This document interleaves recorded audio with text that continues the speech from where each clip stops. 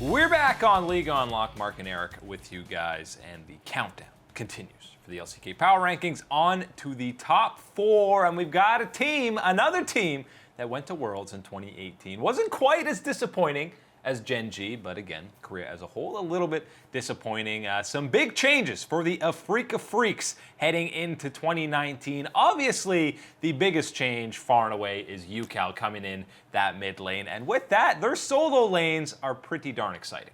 Yeah, we've talked about this before with the Afreeca Freecs. When they had Kuro in the mid lane, yes, it was still a point of strength for this team.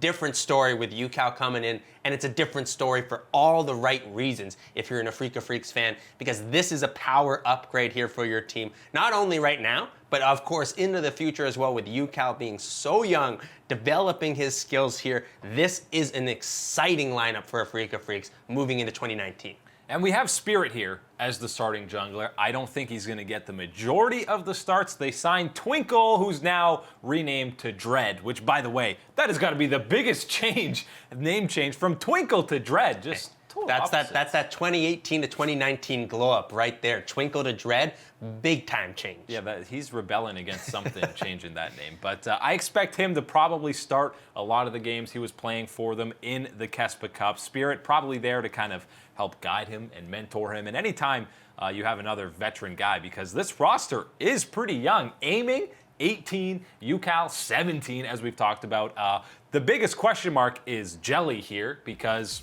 he just really hasn't played with this squad or played any competitive games for a long time. He played in the Chinese scene for a little bit, and now he played on Kespa with them. But he was with the team for all of 2018, so Aiming and Jelly probably have some inherent synergy there. Right, certainly have been practicing together. Now the likes of seeing whether this is going to be one of the more dominating supports to come through in the LCK, well, that's a pretty crowded roster there. I don't know if we're going to see that right away. But when you're looking at this Afreeca Freecs roster, and why I'm saying you should be excited here, of course, is when you're looking at it, there are quite a few names here.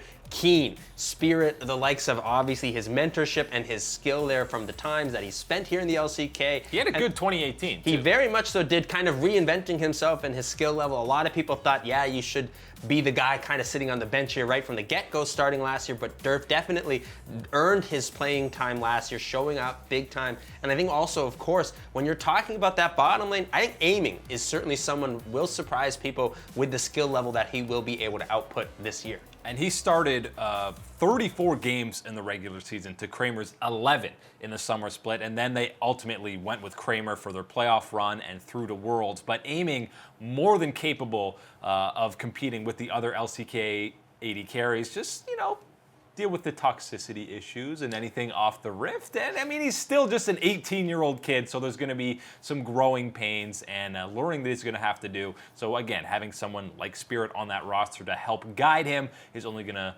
prove dividends for them. But we talked about the meta when it came to Gen G and it not being great for them in that bottom lane. Well, Afreeca, they're not playing around their bottom lane. They are playing around the likes of Keen, who was the most dominant top laner in the LCK for 2018, and now bringing in UCal. So it's solo lane central for the Afreeca Freecs, and that's one of the main reasons why we have them 4 ahead of Gen G. Hey, we talked about that glow up for the jungle name from Twinkle to Dread. You're looking for a 2018 glow up. That was absolutely Keen's performance in the top lane.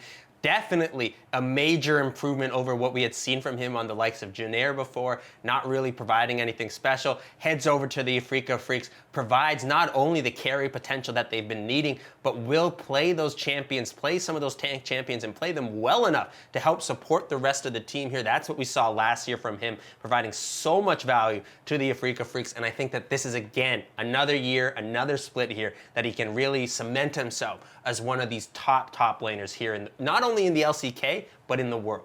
And expect him to be put on a lot of carries in that top lane. Akali, whatever you want to roll out there. Aatrox is still going to be a huge pick for them. But how far Afreeca can go, I think top 4 is definitely not out of the question. We have them at number 4, and that's because UCal is going to have a chance to shine in this mid lane. On KT, I don't think he was asked or needed to do as much of the hard carrying when you have an absolutely insane roster like they did. I think there's definitely going to be more emphasis and more resources funneled his way on this squad. When you're thinking of UCal's time on KT Rolster, it's a little bit different because you're imagining him being a little bit more supportive than I think that his talent and what his actual natural ability would want him to be doing there. You think back to some of these 5-man Galio stuns, which, yeah, let's not say anything bad here about a 5-man Galio stun, but it's not the play that I think that we're going to be seeing from UCal here in his time with the Afreeca Freecs. Expect him on more damage-dealing carries here, even though, yes, Galio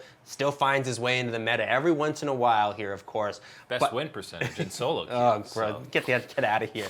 But I will tell you that this is the mid laner that you've been wanting to have if you're Afreeca Freecs. This is that young talent coming through, and not only is he the young talent that you're going to be able to build around for the rest of some time here, he will step up right away and give you those hard carry performances. UCal is a top-notch mid laner. Have no doubts about that. The question is, can he avoid that coveted sophomore slump? Because now there's a little bit of expectation. We saw what the potential is for this guy, what he's capable of. I mean, laning against the very best mids in the LCK, the likes of Faker and BDD. So now there's a moderate amount of hype, and there's going to be definitely more responsibility and more pressure on his shoulders here in 2019. So can he deliver in his second year as a pro? And the fact that his second year he's going to be turning 18 is still insane. Right, and hey, you mentioned it though. You're not going to have the safety blanket of Smeb in the top lane, Score in the jungle, and of course Deft down in the bottom side. You're not going to have those type of things to bail you out if you're not winning your matchup, finding those advantages here, especially, of course, given the meta that we're going into, expecting assassins, damage-dealing champions in the mid lane. You got to find a way to get your own advantages at this time. UCal needs to step up, prove his worth here, and be that carry for the Afreeca Freecs. And it's extra punishing now when you're playing those champions that can snowball out of control in an instant. So yeah, if you're losing any of these matchups, then the game can get out of hand pretty darn quickly. But throughout 2018, I think people were sleeping on the Afreeca Freecs. I think we were at times as well. They ended up qualifying to Worlds by championship points, and I think people might underestimate them yet again here in 2019.